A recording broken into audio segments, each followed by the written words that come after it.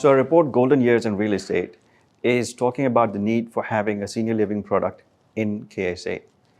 It is important, and we believe there is the need of the hour because the population over 65 is poised to increase by about 3 times.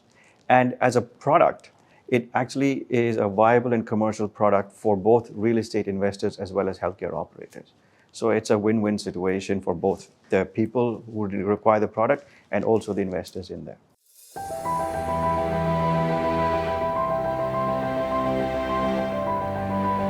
So as people age, their requirements for care actually increases, and that also depends on their physical and mental condition. What a senior living product does is it allows them to live their golden years to their fullest.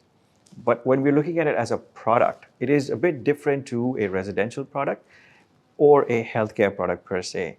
But it has certain attributes, such as, in terms of design, let's just say, the doors are slightly wider, the passages are also wider, that allows the caregiver as well as the resident to move freely, right?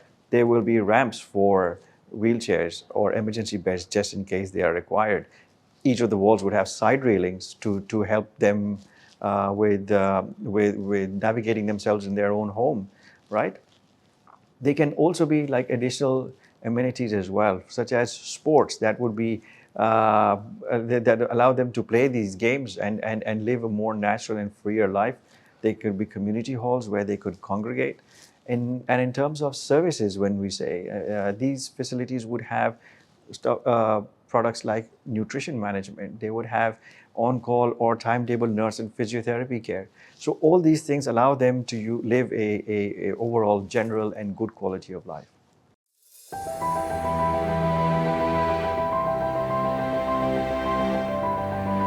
When we were doing our research, we found that this right now presents actually a solid opportunity to look at, especially when the overall fundamentals are pointing in the same direction. If we look at it from this perspective, let's look at the demand drivers, right? And let's say, call it the aging effect. The aging effect, the life expectancy, courtesy of the Vision 2030 and the amount of investment done in healthcare has improved from let's just say 62 years from 1980 to 78 years in 2022. And this is poised to increase as well. The population over the age of 65 is, say, 1.1 million now and is to increase to about 3.6 million by 2035. So fundamentally, things are looking in the right direction. Then if we look at it from an affordability perspective, we see that the overall standard of living and income generating potential of households have increased in the past decade, and they're also poised to increase even further as the economy looks to diversify. Households making more than $200,000 have increased from approximately 140,000 households to about 175,000 households. So this is a product for the mid-market and the upper mid-market of the segment, or the higher tier of the segment as well. So as an overall offering, this looks quite promising product. And then we should look at it from, let's just say, the empty nesters perspective. If you look at our Saudi report, we learned that about 43% of the Saudi population is not living in the city of origin and actually have moved for work to Riyadh and Jeddah.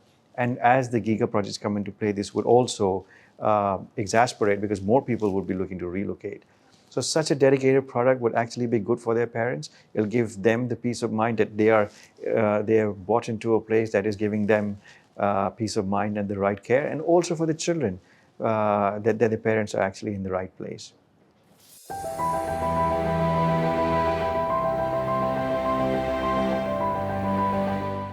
You will be surprised with how well this works with the Middle Eastern social fabric, especially if this is packaged correctly. As you're aware, that the Saudi population, when they get married, they move to a separate dwelling. And they care that they're living very close to their parents so that they can take care of them, as that's part of their religious or cultural requirements. But now imagine a master plan development which has both these facilities, whereby you got normal dwellings as well as senior living associated with it.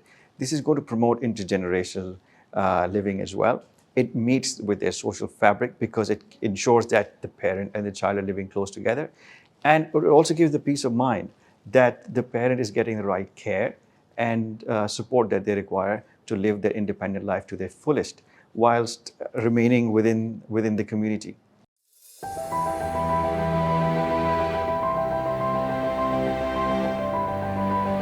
I think we need to look at it from a wider angle. We can address it from the real estate developer's perspective.